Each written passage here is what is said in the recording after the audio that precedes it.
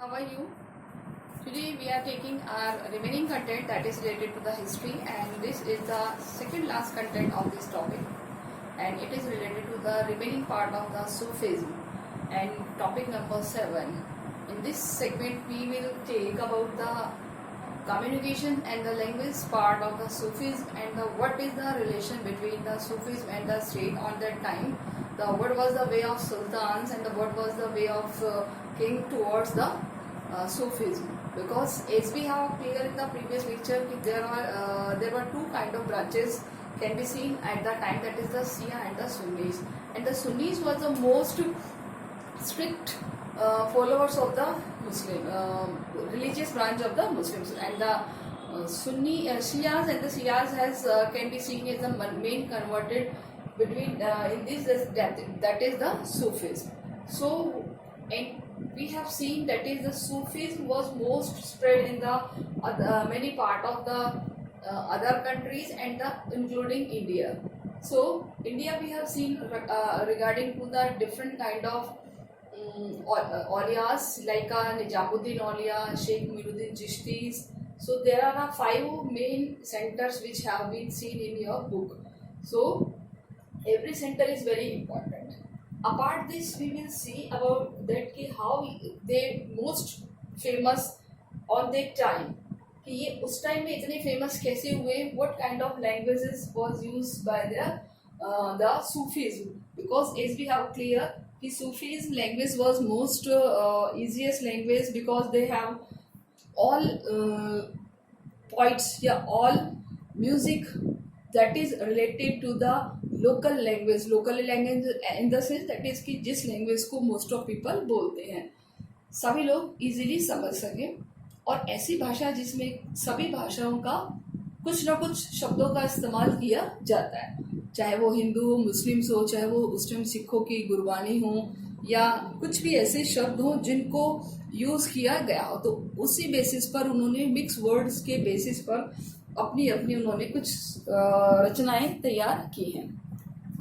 So in this content, that is content number 7.3 in your book, that is related to the language and the communication. So what kind of the language was used by the Sufis on that time? So first of all I have prepared the short note, that is कि the Chistis adopted our local language. Most of means कि जब भी ये कोई समा मानते थे, समा in the sense महफिल in the sense group. Okay, so what word is used here, that is the sama. कौन सा word use किया है, sama. Sama in the sense कि जब भी महफिल में बैठते थे, महफिल in the sense जब ये लोग ग्रुप में बैठते थे, जैसे हम भजन करते हैं या कोई भी सत्संग करते हैं तो हम ग्रुप में करते हैं ना, तो जब भी इनकी कोई महफिल होती थी, समा होता था, तो on that time they use which language, local language. और लोकल लैंग्वेज में क्या होता है कि ऐसी भाषा जो हर कोई समझ सके जो उस महफिल में बैठा है ना. अब उस महफिल में भाई सपोज करो हम हिंदू भी बैठे हैं, मुस्लिम्स भी बैठे हैं, अदर पर्सन भी बैठे हैं, तो अगर हम इस तरह की वर्ड्स यूज़ करेंगे जो अदर्स के लिए नॉट अंडरस्टेबल होगी, तो how can it possible to understand. So most of efforts by the Chisti, they adopted the local languages. In Delhi, the associated with the Chisti silsila converse in Hindi, the language of the people. यानी कि जो चिश्ती सिलसिला है ना, जो आपको बताया था कि जो दिल्ली के चिश्ती सिलसिले के लोग थे, सिलसिले यानी one by one after the Sheikh and then उसका जो पपल्स होते, उनके जो शिष्य होते थे, वो जो भी बातें करते थे वो किस में करते थे, Hindi in the sense the mixture of many language. Okay, so it is just like a local language, so they use Hindi in language. One of most important example that is given by the Baba Farid. Baba Farid वहाँ के उस time के एक ऐसे चिश्ती हुए हैं जिन्होंने कुछ ऐसे कंपोज किए हैं वर्सेस, यानी कि जो भी उन्होंने अपने लिटरेचर्स लिखे हैं वो सारे के सारे वहाँ की लोकल लैंग्वेज में लिखे हैं. किसने, बाबा फरीद ने. यानी जो भी अपनी पोएट्रीज लिखी हैं वो सब उनकी जो भी कंपोज करी हैं poetries, versus in the sense like हम जैसे श्लोक्स भी बोलते हैं, versus in the sense that is the poet. यानी कि जो भी उन्होंने कविताएं लिखी हैं वो सब उन्होंने लोकल लैंग्वेज में लिखी हैं। Okay, and which were incorporated with the Guru Granth Sahib. और ये सारी कविताएं किसके साथ जोड़ दी गई हैं, किसके साथ संकलित है, गुरु ग्रंथ साहिब के साथ। और गुरु ग्रंथ साहिब क्या सभी जानते हैं? यस, सिखों का जो पवित्र ग्रंथ है that is the Guru Granth Sahib. Clear? The holistic book of Sikhism that is the Guru Granth Sahib. अब देखिए, कहने को तो सूफीज्म है, लेकिन इसमें कौन कॉर्पोरेट हो रहा है? सिख रिलीजन भी कॉर्पोरेट हो रहा है। तो हो गए ना मल्टी कल्चरल, मल्टी लैंग्वेजेस। इसीलिए कौन सी लैंग्वेज का यूज करते थे? लोकल लैंग्वेज, जिसको हम हिंदी भी कहते हैं। Okay, this is the reason. Now another important question, ये आपके पास अगर आप देखेंगे तो बहुत बार 1 मार्क्स में पूछा गया है, दैट इज द मसनवीज। मसनवीज in the sense long poems. मसनवीज का मीनिंग होता है लॉन्ग पोएम। याद रखेंगे आप इस वर्ड को, दैट इज द मसनवी। मैं हिंदी में भी लिख देती हूँ ताकि आपको याद रहे। मसनवी, मसनवी का क्या मीनिंग होता है? लॉन्ग पोयम, लंबी कविताएं। जो कौन लिखता था? सूफीज लिखते थे। ओके, अब आपके लिए वर्ड नया नहीं होना चाहिए कि मसनवीज क्या होते हैं। मसनवीज का मीनिंग होता है लॉन्ग पोयम, लंबी कविताएं। जो कौन लिखते थे? सूफीज। किसके लिखते थे? So they express their love to God, यानी कि वो किस तरीके से गॉड से लव करते हैं। यानी अदर कंपोज लॉन्ग पोयम और मनस्वीज to express the idea divine long using human love as a allegory. Allegory in the sense image of God. For example, इसका एक एग्जाम्पल दिया है, दैट इज द प्रेम आख्यान। कौन सा दिया है? प्रेम आख्यान। हम सभी जानते हैं पद्मावत। ये देखिए उसी टाइम का लिखा हुआ है और इसको लिखने वाले हैं मलिक मोहम्मद जायसी। किसने कंपोज किया है ये? Malik Mohammad Jayasi. This is important question. Okay, this is also important question. So here are some important question which include the long question कि what was the language of the language and the way of communication of the Sufis, कि they have to combine a great karma, यानी कि उनका karma बढ़ता चला गया। आखिर उनकी लैंग्वेज और उनका कम्युनिकेशन का क्या वे था, लोग कैसे उनसे जुड़ते चले गए, है ना। So this is the another important question. Padmavat, Padmavat आपको पता है लव स्टोरी है। किसकी लव स्टोरी है? पद्मावती और राजा रतन सेन की, जो कि कहाँ के राजा थे? चित्तौड़ के। ठीक है, चित्तौड़ के राजा रतन सेन और पद्मावती की प्रेम कहानी है, जिसको हम प्रेमाख्यान कहते हैं। और इस ग्रंथ को लिखा गया है, इस ग्रंथ का नाम है पद्मावत। ठीक है, जिसपे मूवी भी बनी, आपने देखा होगा। और इसको लिखने वाले कौन है? मलिक मोहम्मद जायसी। ओके, तो इन्होंने इसको एज अ पोएम डिक्टेट किया। Poem in the sense long poem. किस रूप में? एज अ मसनवीज। क्लियर है एग्जाम्पल? अब देखिए पद्मावत 3 घंटे की एक पिक्चर आपको दिखा दी, और किस रूप में वो कंपोज है? एज अ पोएम के रूप में वो कंपोज है। क्लियर? तो ये याद रखना है आपको। And their films trials over the symbolic the souls of the journey of the divine. Such poetic compositions were often recited to hospice usually during drama. यानी कि ये ऐसे कविताएं तब पढ़ी जाती थी ज़्यादातर जब ये जो समा होता था। समा इन द सेंस जब महफिल जमती थी, जब ग्रुप में बैठते थे और हॉस्पिक्स पर एक चर्चा होती थी, यानी कि रिलीजन पर जब चर्चा होती थी। क्लियर? हॉस्पिक्स वर्ड्स हम पहले भी पढ़ चुके हैं। तो on the sense hospice is a group discussion, religious group discussion. Okay, after that this traditions were famous in the domestic way, यानी कि जो इनकी कविताएं हैं वो डोमेस्टिक वे में भी फेमस हो गई। किस तरीके से फेमस हो गई? जस्ट लाइक जो भी घरेलू काम होते थे, लाइक निटिंग हो या कुछ ग्राइंडिंग से रिलेटेड काम हो, तो उस टाइम भी महिलाएं भी घर में इस तरह के गीतों को, कविताओं को गाने लग गई और ये और ज़्यादा फेमस हो गई। अब देखिए थे तो ये आदर्शवाद से, आइडियलिज्म से influenced, that is related to the connected with the God, but it is सung by the many of common persons, those they have related to they have to live their common life, जो कि एक साधारण जीवन व्यतीत करते थे, कि जहाँ पर एक आपका महिलाएं भी जो घरेलू काम करती हैं और वो घरेलू काम के साथ साथ उन गीतों को, उन भजनों को, कविताओं को गुनगुनाती हैं. A different genre Sufi poetry was composed in the around the town of Bijapur, Karnataka. These were short poems in the Dakhini, the variant of the Urdu. Dakhini word Urdu में कहा गया. Attribute to the Chishti Sufis who lived in this region during the 17th and the 18th century. This poem was probably sung by the women while performing household chorus like grinding things and the spinning. So इस तरीके से इनकी popularity बढ़ती गई.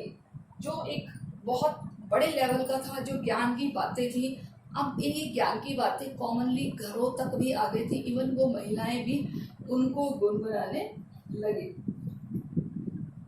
Other compositions were in the form of the Lorinama and the lullabies of the Shadinama or wedding songs.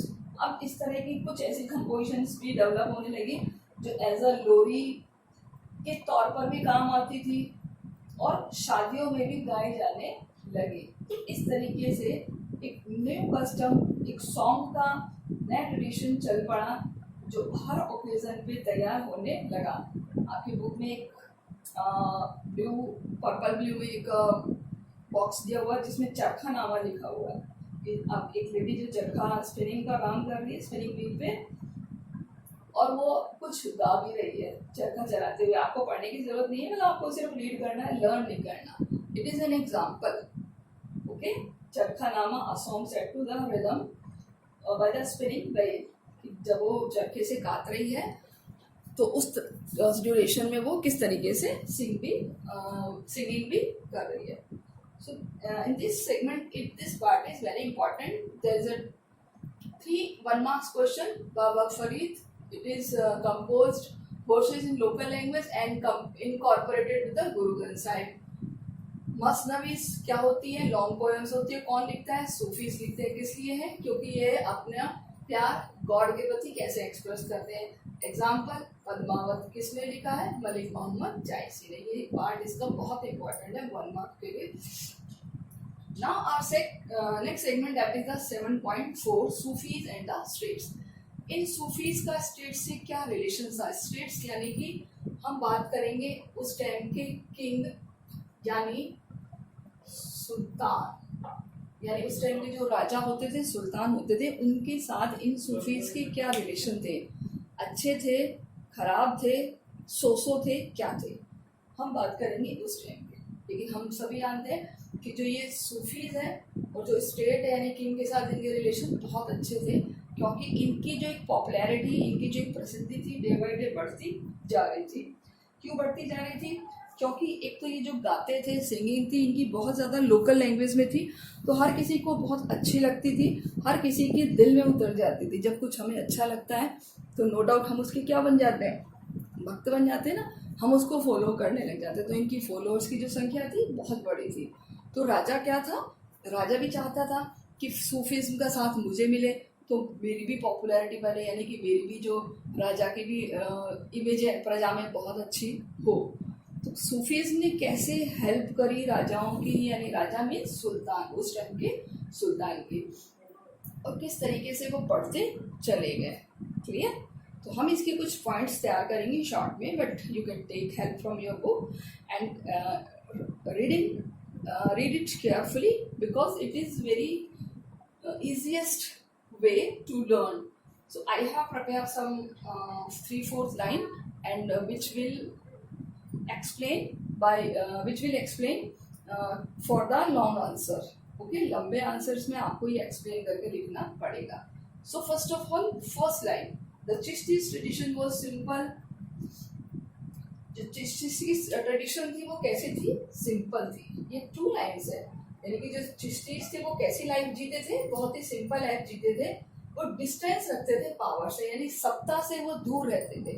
सत्ता means सुल्तान की सत्ता, राजा की सत्ता या पावर, उनको सत्ता का कोई लालच नहीं था। वो एज अ सन्यासी जीवन व्यतीत करते थे, बहुत ही सिंपल और सादा। समझ गए? इस लाइन का ये मीनिंग है। It is also given in your book. A major feature of the Chishti tradition was the austerity. Austerity in the sense simple, आप इसको सिंपल भी लिख सकते हो। Including maintaining a distance from the worldly power, यानी ये distance रखते थे पावर से। This way by no means to situation of absolute isolation from the political power। इसका मतलब ये नहीं था कि इनको पॉलिटिकल पावर से कोई लेना देना नहीं था, यानी ये राजा को पूछते ही नहीं थे। यानी आपको ये लाइन लिखने की जरूरत नहीं है, केवल समझाने के लिए दी हुई है कि इसका मतलब ये नहीं कि ये राजा के साथ बातें नहीं करते थे या राजा से दूर नहीं रहते थे। जब भी राजा इनको बुलाता था, यानी जब भी सुल्तान इनको बुलाता था तो ये जाते थे। जब भी सुल्तान कुछ डोनेट करता तो ये बड़े प्यार से लेते थे। जब भी सुल्तान कोई परेशानी में होता तो ये उनको सॉल्यूशंस भी देते थे, यानी कि ये बिल्कुल ही पॉलिटिकल आइसोलेट नहीं थे। लेकिन इतना भी लगाव नहीं था कि इनको राजा की गद्दी चाहिए। Okay, the Sufis accepted unsolicited grants donation from the political elites, यानी कि पॉलिटिकल एलिट्स जो भी ग्रांट्स देते थे उसको ये एक्सेप्ट करते थे। सुल्तान सेटअप द चैरिटेबल ट्रस्ट। सुल्तान ने क्या सेटअप किया हुआ था, यानी कि सुल्तान turn setup the charitable trust. सुल्तान ने चैरिटेबल ट्रस्ट बनाया हुआ था जिसमें बहुत ज़्यादा ज़मीन दान दी गई थी। किसको दी गई थी दान? इन्हीं सूफीज़ को बहुत ज़्यादा लैंड डोनेट की गई थी।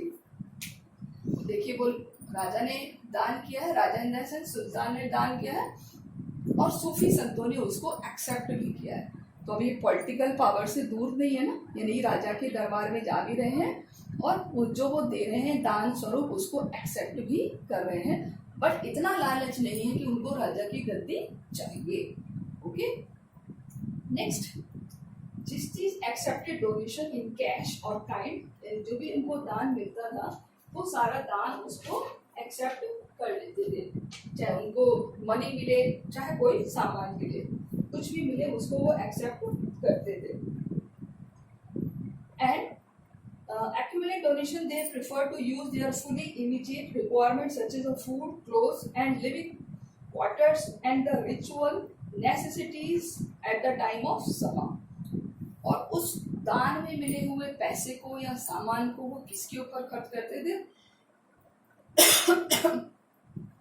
चिश्तीज एक्सेप्टेड डोनेशंस, यानी कि वो उसको एक्सेप्ट कर लेते और उसको वेलफेयर वर्क में खर्च करते थे। वेलफेयर इन द सेंस जब भी कोई समा होता, महफिल होती, तो उस दौरान कोई ऐसा ज़रूरतमंद व्यक्ति आ जाता जिसके पास फूड नहीं होता, जिसके पास कपड़े नहीं होते या जिसके पास कुछ भी प्रॉब्लम होती थी, उसको वो हेल्प कर दी जाती थी। इन शॉर्ट, दिस मनी का जो यूज़ था it was totally on the basis of welfare work.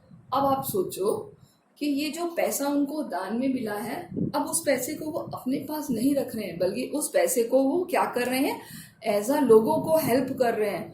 तो लोगों में उनकी इमेज कैसी हो जाएगी? बढ़ जाएगी। लोग सूफी को फॉलो करने लगेंगे। सूफीज्म उनके लिए भगवान के जैसे हो गए, क्योंकि वो क्या कर रहे हैं, लोगों की मदद कर रहे हैं, साथ साथ लोगों को सही राह भी दिखा रहे हैं, लोगों को भगवान से मिलवाने की कोशिश भी करें। भगवान से मिलवाने का सेंस इन द सेंस कि जो भी उनके मन में डाउट्स हैं पूजा पाठ को लेकर के, धार्मिक रिचुअल्स को लेकर के, उनको भी वो दूर करने के लिए एफर्ट्स कर रहे हैं। तो चिश्तीज की जो इमेज थी फॉलोअर्स के मन में एक बहुत पॉजिटिव इमेज हो गई थी, बहुत अच्छी इमेज हो गई थी। तो इससे कॉमन पीपल अट्रैक्ट हो गए, किसकी तरफ? चिश्तीज की तरफ अट्रैक्ट हो गए। अब सोचो, जब कॉमन पीपल चिश्तीज को लाइक करने लगे तो राजा क्या सोचेगा कि यस मेरी भी पॉपुलैरिटी ऐसी होनी चाहिए चिश्तीज की जैसे। इसलिए वो क्या करते हैं, वो चिश्तीज को और ज़्यादा दान करते थे, क्योंकि जब भी चिश्ती दान करते थे अपने फॉलोअर्स को तो वो बताते कि भाई फला वाले सुल्तान ने हमें इतना दिया, तो इससे राजा की भी पॉपुलैरिटी बढ़ती थी। तो यहाँ हमें क्या पता चल रहा है रिलेशन में, सूफीज और स्टेट्स के रिलेशन कैसे हैं यहाँ पर? आपको पढ़ने से क्या लग रहा है, अच्छे हैं या खराब है? अच्छे लग रहे हैं ना। तो यहाँ तक हम बात करेंगे कि उनके टाइम जो रिलेशंस थे वो बहुत अच्छे थे। क्यों? क्योंकि किंग भी जो था, यानी कि जो राजा था, वो भी अपने आप को पॉपुलर करना चाहता था और वो चाहता था कि सूफीज मेरे को सपोर्ट करेंगे तो मैं भी सिक्योर रहूँगा। कौन सी सपोर्ट करेंगे? अगर मुझे सूफीज सपोर्ट करते हैं तो आई विल बी सिक्योर, मैं भी सिक्योर रहूँगा। इसलिए उन्होंने चिश्तीज को सपोर्ट करना शुरू कर दिया। आप इसमें इतना लिख सकते हैं। एक और एग्जांपल हम दें कि at the time of Delhi सल्तनत, यानी जब दिल्ली सल्तनत सेट हुई थी 13-14 सेंचुरी में बताया था ना, तो उस टाइम भी सूफीज़्म ने काफ़ी हेल्प करी थी सल्तनत की। कैसे करी थी? क्योंकि जो मुस्लिम्स की एक और जो ब्रांच है क्या बोलते हैं उसको, सुन्नीज जो है, उन्होंने जब दिल्ली सल्तनत सेट हो रही थी तो कुछ उलेमा जो थे उन्होंने शरिया से रिलेटेड लॉ बता करके बहुत सारी प्रॉब्लम्स क्रिएट कर दी थी। तो उस जो रिलेशन में सूफीज़्म ने उनकी हेल्प करी थी, और सूफीज़्म की बात को तो कोई भी नहीं टाल सकता। और इस तरीके से सूफीज़्म की बातों के थ्रू ही, यानी सूफीज़्म के रूल्स के थ्रू ही दिल्ली सल्तनत सेट हुई थी, यानी उसको स्टैब्लिश किया गया था। सो we can say these are the example that is related to the good relation between the Sufis and the Sultanate. Now, in last paragraph, we will see, however, there were the instance of the conflict between Sultan and Sufi. कुछ conflicts भी थे Sufis और सल्तनत के बीच। वो conflicts क्या थे? I will tell you, that is the prostrate and the kissing the feet. Mean कि there were instances of the conflict between Sultan and Sufis to assert their authority. Both expected the certain rituals be performed such as the prostrations and the kissing the feet. कई बार क्या हो जाता उनके बीच conflict हो जाता था। सुल्तान सोचता था मैं बड़ा हूँ, सूफी सोचते थे मैं बड़ा हूँ, तो ऐसे करके उनके पीछे कॉन्फ्लिक्ट हो जाता था दोनों की अथॉरिटी को लेकर, सत्ता को लेकर, कुछ व्यूज को लेकर। व्यूज मतलब विचारों को लेकर के। जैसे प्रोस्ट्रेट यानी झुककर प्रणाम करना, और किसिंग द फीट किसी के कदमों को चूमना। उसके बारे में उनमें आपस में मतलब व्यू नहीं मिले। ठीक है, तो आपको ये ज़्यादा कुछ नहीं करना, आपको एक कॉन्फ्लिक्ट का रीज़न लिखना है। Reason that is the prostate in the sense, मैं आपको लिख देती हूँ, झुककर प्रणाम करना या झुककर नमस्कार करना, एंड कदम चूमना, यानी कि राजा के कदम चूमो या फिर राजा सूफीज के कदम चूमे, इसको लेकर के उनके बीच में कॉन्फ्लिक्ट्स रहता था। और कई बार व्यूज को लेकर, विचारों को लेकर, जो कि किससे रिलेटेड थे? अथॉरिटी, कि कौन सी अथॉरिटी सबसे बड़ी है, उनको लेकर के आपस में मन में एक कॉन्फ्लिक्ट बना था सुल्तान और सूफीज्म के between. So occasionally Sufi sheikhs was addressed with the high sounding titles. कभी तो जो सूफी शेख्स हैं उनको हाई टाइटल भी दिए हुए हैं सुल्तान से। जैसे Nizamuddin Auliya address in the सुल्तान a शेख, लिटरली सुल्तान अमेंजिस द शेख, यानी कि कई बार जो शेख के जो फॉलोअर्स थे उन्होंने शेख को बहुत बड़ी एक टाइटल भी दिया, लाइक सुल्तान उल मशेख, अर्थात यानी कि सुल्तानों शेखों में जो सुल्तान होता है, तो एक तरीके से टाइटल्स भी देते थे।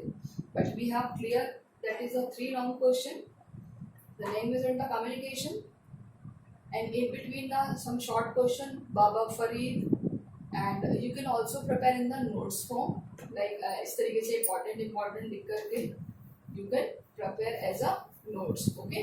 And the Masnavis and the Padmavat, writer of Padmavat Malik Muhammad Jaisi, and Masnavis long poem जो Sufis होते थे, and the Sufis and the states का relations and conflicts. So I have prepared 5 to 6 questions. You can see in your book, and any problem you can contact me. I think आपको समझ में आ गया होगा, and tomorrow we will take Hinduism like Kabir, Mirabai, etc. So these पोर्ट्सन्स के बारे में हम बहुत ज़्यादा डिटेल में पढ़ेंगे, तो आज के लिए हम इतना ही अटेम्प्ट कर रहे हैं और रिमेनिंग पार्ट हम नेक्स्ट वीडियो लेक्चर में अटेंड करते हैं. I hope so you are taking most benefit of this time. Okay, thank you students.